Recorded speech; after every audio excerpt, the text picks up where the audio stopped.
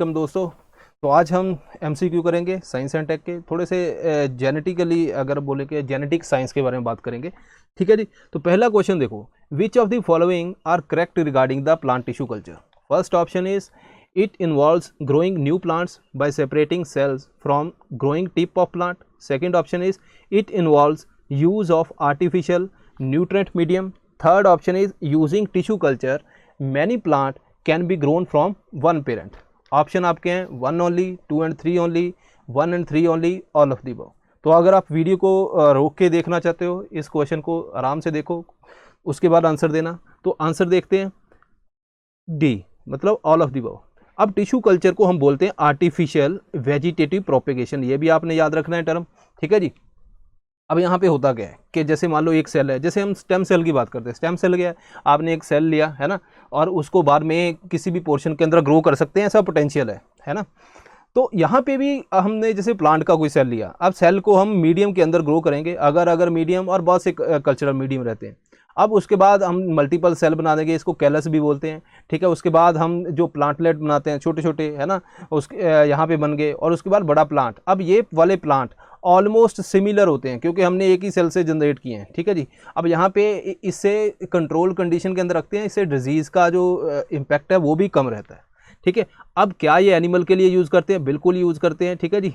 तो यहाँ पे बहुत सारे जो बैक्टीरिया वगैरह है, माइक्रो ऑर्गेनिज्म, उनको ग्रो किया जाता है।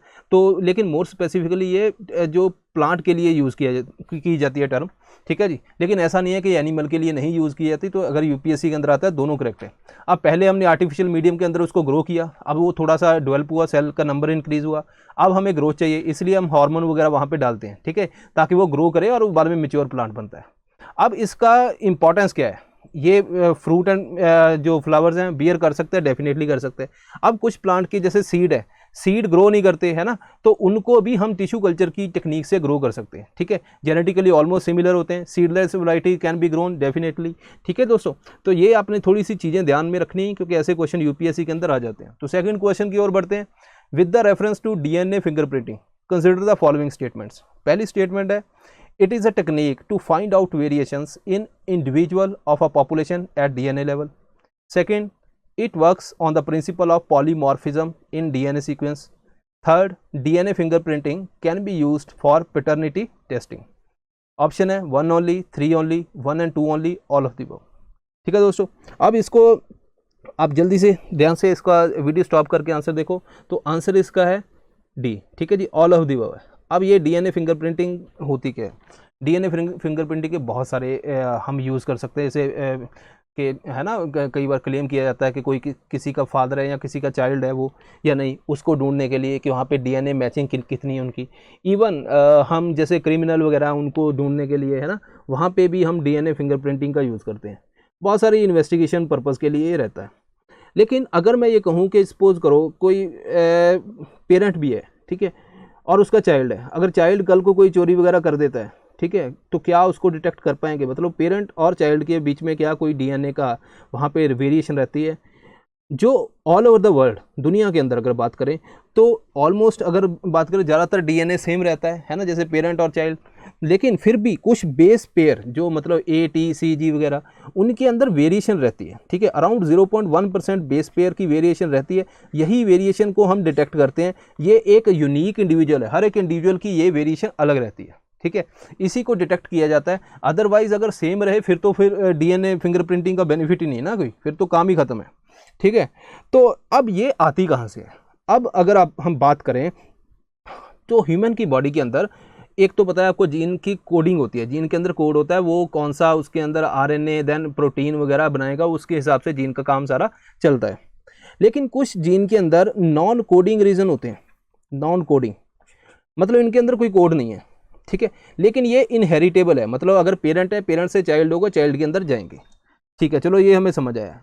अब दूसरा सवाल ये है कि ये कहाँ पे होते हैं? अगर ये क्रोमोसोम है, क्रोमोसोम का ये देखो जो लास्ट वाला पोर्शन है, टर्मिनल पोर्शन, इसको बोलते हैं टीलोमेयर्स। सेंट्रोमेयर्स हैं सेंटर में, इसके अंदर भी होते हैं। ठीक है जी। और ये टीलोमेयर्स के अंदर भी होते हैं। ठीक है जी। अब इनको सेपरेट किया जाता है, इस पोर्शन को सेपरेट किया जाता है, इसको बोलते हैं हम सैटेलाइट डीएनए।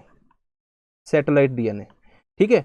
अब सैटेलाइट डीएनए के अंदर, पहली बात तो आपको सैटेलाइट डीएनए टर्म का नाम पता होना चाहिए, किससे रिलेटेड है, यूपीएससी अगर पूछे एग्जाम में। तो सैटेलाइट टर्म, अब ये वाला पोर्शन है, यहाँ पे जो बेस पेयर है ATCG वगैरह है ना, ये बहुत ही रिपीट करते हैं, रिपीटिटिव रहते हैं, ठीक है जी, इसको बोलते हैं रिपीटिटिव बेस पेयर्स, ठीक है, रिपीटिशन बहुत ज़्यादा रहती है इसमें। अब जैसे इंसान के अंदर ये वाला सिस्टम है, अब विद द लाइफ जैसे वो ग्रो करता रहता है, विद द टाइम यहाँ पे म्यूटेशन होती रहती है, म्यूटेशन, ठीक है जी, म्यूटेशन होती रहती है। अब जैसे आपको पता है म्यूटेट करेगा है ना, जो बेस पेयर वगैरह भी, तो वहाँ पे वेरिएशन आएगी ना, है ना, वेरिएशन आएगी, तो ये वेरिएशन आती है यहाँ पे, जिसको बोला जाता है डीएनए पॉलीमॉर्फिज्म, पॉलीमॉर्फिज्म। तो ये एक और टर्म है जो इससे रिलेटेड है। अगर हम यहाँ पे क्वेश्चन देखें तो क्वेश्चन में it works on the principle of polymorphism. अगर सपोज करो आपके मन में सवाल है कि जैसे मान लो वेरिएशन ना हुई, पॉलीमॉर्फिज्म नहीं हुआ, फिर तो जो 0.1% वेरिएशन है वो भी नहीं रहेगी, है ना। लेकिन अब इंसान के अंदर गया डीएनए, अब वो विद द टाइम उसकी बॉडी के अंदर वो वेरिएशन होती रहती है, वो अलग टाइप एक दिखता है, जिसको हम बोलते हैं डीएनए पॉलीमॉर्फिज्म। बिल्कुल मैं आपको लेमन लैंग्वेज के अंदर समझाऊंगा, इसके अंदर ज़्यादा टेक्निकल नहीं जाऊंगा, ठीक है जी। तो अब यही जो डीएनए पॉलीमॉर्फिज्म है, जो वेरिएशन है, ये हर इंडिविजुअल के अंदर अलग हिसाब से होती है, इसी को हम डिटेक्ट करते हैं, ये यूनिक होती है हर एक के अंदर, ये डीएनए फिंगरप्रिंटिंग के अंदर यूज़ की जाती है, ठीक है जी। अब ठीक है, अब जो रिपीट करता है डीएनए, ठीक है, बार बार रिपीट करता है, अब ये भी person to person repetition vary करती है। किसी के अंदर मान लो कोई जो बेस पेयर्स हैं कैसे वेरी किए, किसी के अंदर अलग जो हिसाब से वेरी किए, ठीक है। अब वेरी करते हैं पर्सन टू पर्सन, इसको बोलते हैं वेरिएबल नंबर टैंडम रिपीट। ये बहुत ही फेमस टर्म है, आपने सुनी भी होगी, दैट इज VNTR, ठीक है जी, वेरिएशन नंबर टेंडर रिपीट। इसको मिनी सैटेलाइट भी बोलते हैं, मिनी सैटेलाइट। तो ये कहानी थी दोस्तों कि कैसे हम जो डीएनए फिंगरप्रिंटिंग का प्रिंसिपल क्या है, कि कैसे डीएनए फिंगरप्रिंटिंग के अंदर जो चीज़ें हैं वो एक इंसान कैसे दूसरे से अलग होता है, कुछ पोर्शन उसका डीएनए का कैसे अलग होता है, वो अलग होता है कि उसकी लाइफ के अंदर म्यूटेशन होती रहती है, ठीक है जी, दैट इज डीएनए पॉलीमॉर्फिज्म बन जाता है बाद में, ठीक है। अब बात करते हैं जैसे किसी का डीएनए फिंगरप्रिंटिंग करनी, ब्लड वगैरह लिया उसका, ठीक है, अब उसको रिस्ट्रिक्शन एंडोन्यूक्लियस, ये आपका रिकॉम्बिनेंट डीएनए के अंदर भी यूज़ होता है, ठीक है। जब दो डीएनए को हमने किसी को ब्रेक करना है, इतना समझो अभी इजीली, रिस्ट्रिक्शन एंडोन्यूक्लियस हम यूज़ करते हैं। उसके बाद यहाँ पे बहुत सारे उसके फ्रेगमेंट बन जाते हैं, ठीक है, डीएनए के। अब फ्रेगमेंट बन गए तो अब यहाँ पे उसका जो VNTR निकाला जाता है, जहाँ पे variation number variable number tandem repeat है, वो निकाला जाता है। उसको बाद में मल्टीप्लाई किया जाता है PCR के अंदर, पॉलीमरेज चेन रिएक्शन, जो अभी यहाँ पे RT-PCR आपने नाम सुना होगा, है ना। अब यहाँ पे उसके बाद प्रोब डाला जाता है जिससे वो डिटेक्ट होता है, और बाद में उसको एक्सरे फिल्म वगैरह के लगाकर, और ये वाले जो VNTR है इनको डिटेक्ट किया जाता है, क्योंकि ये वेरी करते हैं हर इंसान टू इंसान, तो इसीलिए यहाँ पे वेरिएशन हमें डिटेक्ट जो मिलती है। तो आपको प्री के लिए क्या याद करना है, पहले तो ये सैटेलाइट डीएनए किस से रिलेटेड है, एटलीस्ट इतना पता होना चाहिए, डीएनए पॉलीमॉर्फिज्म एंड VNTR, ये इतना आपको काम बस करना है। आपका जो एग्ज़ाम में अगर कोई क्वेश्चन आए तो आप कर जाओगे, ठीक है जी। आगे बढ़ते हैं दोस्तों। In the context of genetic study the term transcription refers to, transcription क्या होता है, process of producing 2 identical replicas of DNA from one original DNA, the process of copying DNA information from one strand of DNA to RNA, the process of genetic mutation taking place in cells, the process by which the range of enzyme carry out genome editing। तो यहाँ पे आप video stop कर सकते हो, बहुत ही easy question है ये, ठीक है। ऐसा नहीं है कि यहाँ पे कोई एक्स्ट्रा नॉलेज चाहिए, ये मैंने करंट अफेयर की क्लासेस के अंदर भी बहुत बार ये रिपीट किया हुआ है। तो यहाँ पे DNA to RNA बनता है, आपको हमें पता है ये, ठीक है। उसके बाद ट्रांसलेशन आती है, पहले जो होती है रेप्लिकेशन होती है, ठीक है। तो इसके अंदर कोई ज़्यादा हमें करने की ज़रूरत नहीं है, तो ईजी ये था। ये वाला देखो question 4th, the term founder effect in population genetics is use to indicate. ये फाउंडर इफेक्ट क्या है दोस्तों?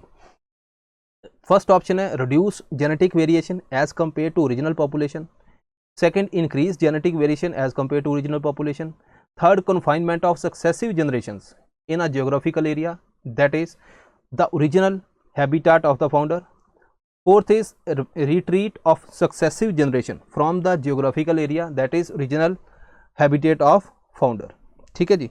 तो यहाँ पे देखो क्या है इसका, स्टॉप कर सकते हो वीडियो मन करे तो, ठीक है जी। तो यहाँ पे आंसर है A, that is reduce genetic variation as compare to original population.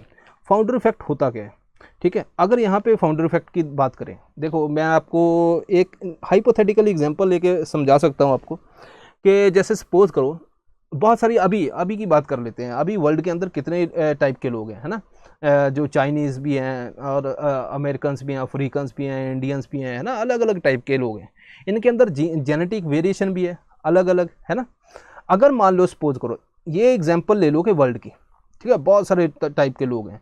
यहाँ पे अगर देखोगे दो टाइप के हमने एग्जांपल यहाँ पे शो की गई है, एक है ब्लू कलर पर्पल कलर थोड़ा सा, एक है रेड कलर, ठीक है। अगर इसमें से थोड़ा सा छोटा सा पोर्शन माइग्रेट कर जाए एक दूसरे एरिया के अंदर, तो यहाँ पे अब ये माइग्रेट कर गया, यहाँ पे रेड वाला पोर्शन ज़्यादा है, पर्पल वाला कम है ना।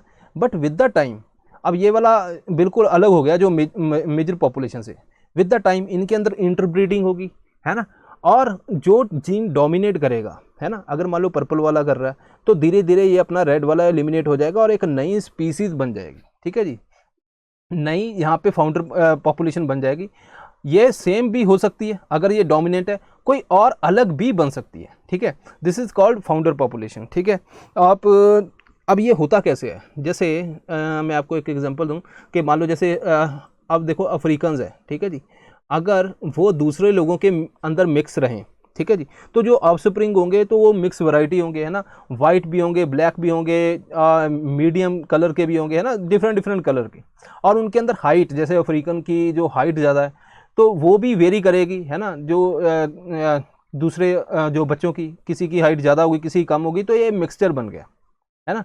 अब सपोज करो ये सारे इकट्ठे रहते थे, उसके बाद कुछ जो अफ्रीकन्स हैं वो चले गए, है ना। जैसे आपको ये बोला जाता है कि जैसे बहुत ज़्यादा जो स्लेव ट्रेड होता था, तो उन्होंने क्या किया, जो अफ्रीकन्स हैं जो तो बहुत सारा स्लेव जैसे अमेरिका के अंदर लेके जाते थे उनको, है ना, तो जो कमज़ोर होते थे वो उनकी डेथ हो जाती थी, और जो सर्वाइव कर पाते थे हार्श कंडीशन वही बचते थे, और धीरे धीरे वही बचते गए। अब उनके अंदर इंटरब्रीडिंग होती गई, आज उनकी पॉपुलेशन देखो सभी स्ट्रॉन्ग है ना।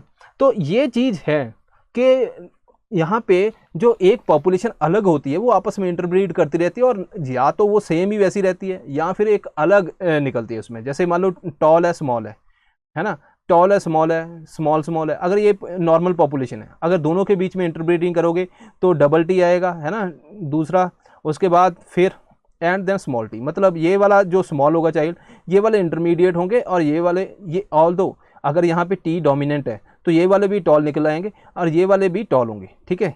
अगर सपोज करो यहाँ से कुछ लोग माइग्रेट कर जाते हैं, तो जिनके बीच में जो टी वाले माइग्रेट करके स्मॉल वाले, अब इनके आपस में ये अलग एरिया के अंदर रहने लगे, इनकी में आपस में इंटरब्रीडिंग होगी, तो ये भी टी ये भी स्मॉल टी, सभी चारों के चारों स्मॉल टी। इट मीन्स ये स्मॉल पॉपुलेशन ही रहेगी, और विद द टाइम ये स्मॉल ही रहेगी, यहाँ पे टॉल का कोई चीज़ भी नहीं आएगी, है ना। तो ये एक फाउंडर पॉपुलेशन का कंसेप्ट है। ऑल दो आपको यूपीएससी के लिए सिर्फ इतना याद करना है कि ये किससे रिलेटेड है, ठीक है जी। ओके, तो next question is the term bottleneck effect in a population genetics is used to indicate. First option है population size is reduced for at least one generation, second huge increase in population size, third is full use of biotic potential to become highly genetically diverse, fourth is none of the above। तो आप यहाँ पे अगर आता है तो तभी आएगा आपको, अदरवाइज है ना, ऐसे क्वेश्चन होते हैं जो डायरेक्ट क्वेश्चन होते हैं। तो यहाँ पे अगर देखेंगे तो ए ऑप्शन है population size is reduced for at least one generation. अब ये होता कैसे, मान लो कहीं पे कोई पॉपुलेशन है, ठीक है, बहुत सारी पॉपुलेशन, ये वाली अगर हम डिफरेंट लोग समझो आप, ठीक है, ओरिजिनल पॉपुलेशन साइज है बॉटल के अंदर। अब यहाँ पे बहुत सारे पोर्शन की कोई भी नेचुरल डिजास्टर हुआ, है ना, बहुत ही कम बच गए, ठीक है, तो इसको बोलते हैं बॉटलनेक, इसीलिए ये टर्म यूज की जाती है। अब बॉटलनेक इवेंट होता है तो थोड़ी सी पॉपुलेशन बचती है, ठीक है, और वो ही बाद में ग्रो करती है, ठीक है जी। अब यहाँ पे कोई भी अगर बात करें ऐसा इवेंट हो जाए जहाँ से पॉपुलेशन एलिमिनेट हो जाए और थोड़ी सी पॉपुलेशन बचती है, और इसकी फेमस एग्जांपल भी है एक, जैसे अपनी ये है नदन एलिफेंट सील, ठीक है जी। अब इसके अंदर क्या हुआ, इसकी बहुत ज़्यादा हंटिंग हुई, ठीक है, अब हंटिंग के बाद ये एक्सटिंक्ट हो गई, लेकिन बाद में गवर्नमेंट ने एफर्ट करके इसको प्रोटेक्ट किया कि भाई इसको थोड़ा सा प्रोटेक्ट करना चाहिए। अब जब प्रोटेक्ट किया, पहले तो पॉपुलेशन अब बहुत स्मॉल रहेगी, तो इनके अंदर जो जीन वेरिएशन थी वो बहुत कम हुई, क्योंकि अब जीन जितना ज़्यादा पॉपुलेशन होगी उतना ही ज़्यादा जीन वेरिएशन होगी, है ना, कि कभी कोई जीन आपका डोमिनेट कर गया, कभी कोई कर गया, और उसके हिसाब से वैसी पॉपुलेशन आती है। लेकिन जितनी स्मॉल पॉपुलेशन रह जाएगी उनके बीच में कितना जीन वेरिएशन हो जाएगी, है ना। तो ये चीज़ें हैं। जैसे अभी जो जैसे इंटरकास्ट मैरिज है, इंटरकास्ट मैरिज के अंदर भी अगर बोला जाता है कि इंटरकास्ट मैरिज ना करो ज़्यादा, ताकि वहाँ से कोई ना कोई म्यूटेशन होने के चांसेस रहते हैं, वेरिएशन बहुत हो सकती है, ठीक है। तो ये एक ऑल्दो रिलीजियस कंसेप्ट भी है, और लेकिन इसके पीछे साइंस भी है, ठीक है दोस्तों। सो यहाँ पे population size reduced for at least 1 generation, ठीक है। Unselectively reduce size of a population, जैसे नेचुरल डिजास्टर हो गया। मच लेस जेनेटिकली डाइवर्स होंगे ये, ठीक है। अब ये एंटायरली अगर सपोज करो यहाँ पे इसकी बात की, अगर सपोज करो गवर्नमेंट ने नहीं प्रोटेक्ट किया तो एंटायरली एलिमिनेटेड थी, है ना। तो ऐसी चीज़ें होती हैं। So this is all for today. Although ये साइंस एंड टेक के अंदर अगर हम बात करें तो जेनेटिक के अंदर ज़्यादातर हमने बात की है ये, ठीक है। ये यहाँ पे इकोलॉजी का कंसेप्ट भी आता है, ये एवोल्यूशन का पार्ट है, कुछ जो फाउंडर इफेक्ट वगैरह। सो लेकिन यूपीएससी के एक्सपेक्ट से करना है दोस्तों, तो ये तो करना ही पड़ेगा हमें, है ना। So this is all for today. Thank you very much.